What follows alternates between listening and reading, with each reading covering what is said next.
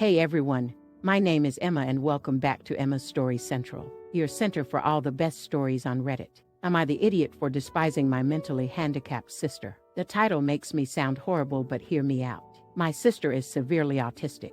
She requires attention almost 24/7 and cannot be left alone. She is nonverbal and cannot take care of herself at all. Despite the fact that she is only 12, she is extremely destructive and violent and destroys anything she gets her hands on. I hate her. That should be wrong to say, but it doesn't feel like it. I was only 6 years old when she was born, and since then I've never solely had my parents' attention. Even since I can remember, the world has revolved around her. I was moved out of my room into the basement at 7 because she needed to be in the room next to my parents. All of my toys as a child were destroyed by her, and my parents simply ignored me when I complained. Even when I was 14 and she destroyed a Mac my school gave me, I was in the wrong. Along with this, I am expected to take care of her and drop everything I do for her. I can never make plans with a friend because my parents expect me to be there if they need me to take care of her. Even when I do somehow get time to myself, I am required to leave if they need me. If I do not, then I am punished. The recent example of this is when I went to see the new Spider-Man movie and was grounded because I turned my phone off in the theater. It seems as if I am nothing more than a slave to them, and anything involving her simply overshadows me. This last week I was chosen to give a speech at a school event. I was so excited, and my parents promised to be there, but they never showed and claimed it was because of my sister. Anytime anything like this happens for me, they are too busy with her. I've held this in for so long, and it finally spilled out today. While talking about colleges with my father, he joked that I should get a degree that pays well so when they're gone I can take care of my sister. I don't know why, but this caused me to break down. I cried and screamed about how it was always about her. I'm nothing more than a caretaker to them, that they always make it about her, and that I'm expected to be her slave for the rest of my life. I've locked myself in my room since then, and my parents have not come to check on me. Am I an idiot here? Edit, update kinda. Wow, thank you for all the support and love that you guys have given me. I never expected this post to reach the popularity it did. Thank you all. After thinking about it for the past few hours, you are right that I don't despise my sister. It's not her fault that she was born the way she is. My parents came to talk to me a while after my breakdown, but I was unable to bring myself to talk to them and only cried and asked them to leave. They have made arrangements with my grandfather for me to stay with him for the time being, and I'm getting ready to go to his house. My parents want to talk to me, but we have decided it's best I leave for now to have some space and time to collect myself. We will be sitting down and talking later this week about this issue. Thank you all again for the love and support through this lesser than 3. I'll send an update your guys' way later this week if people are interested.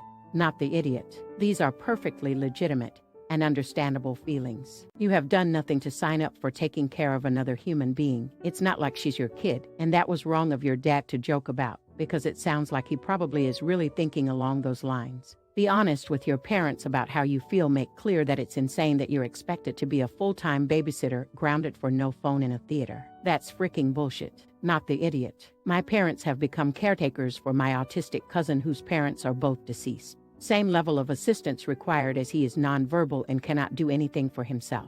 Parents have told me and my sister that he will never be our problem even after they are gone. He will be set up with care because it's not fair to put that responsibility on us. Talk to your parents. I agree that it should not be your responsibility. Now for the next story. Am I the idiot for telling my parents to pay me back my college tuition if they want a relationship? I was raised by parents who believe, religiously and just culturally, in rigid gender roles.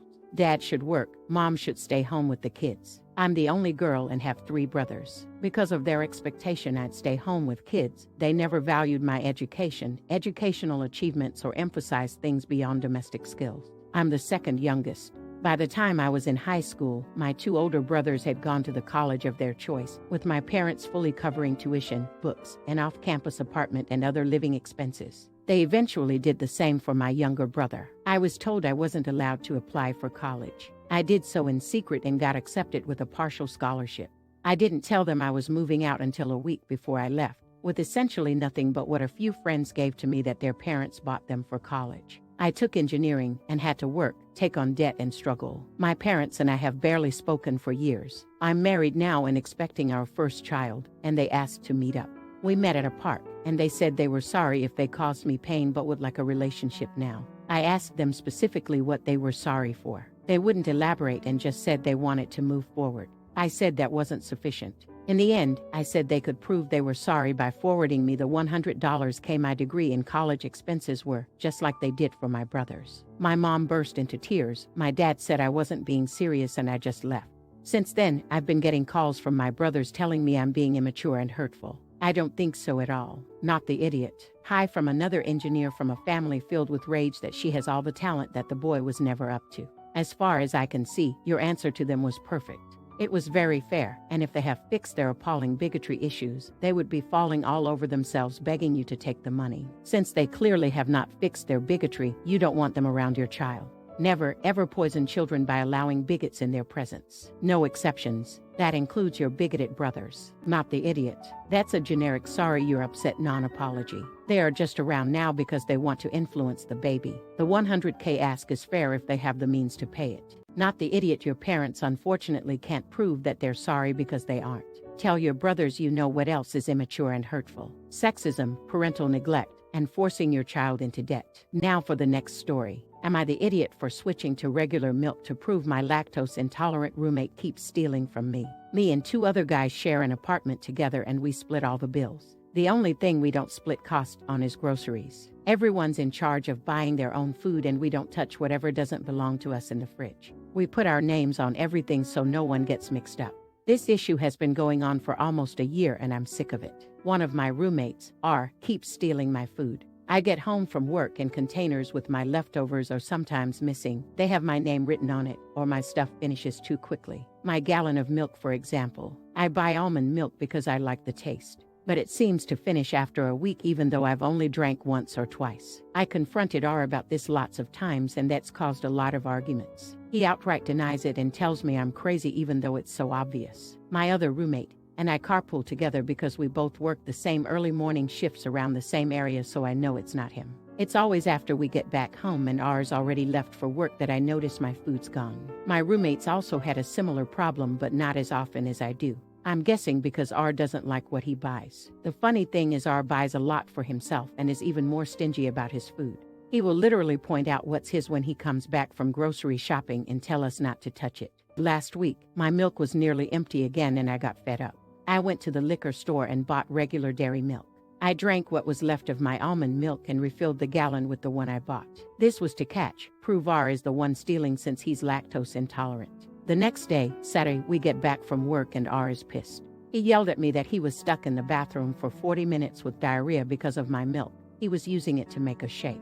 I only responded with, "So then you're the one who's been stealing." He freaking exploded. Yeah, he admitted he was sometimes drinking my milk and eating my food, but he was more mad that I switched milks than the fact that he was caught.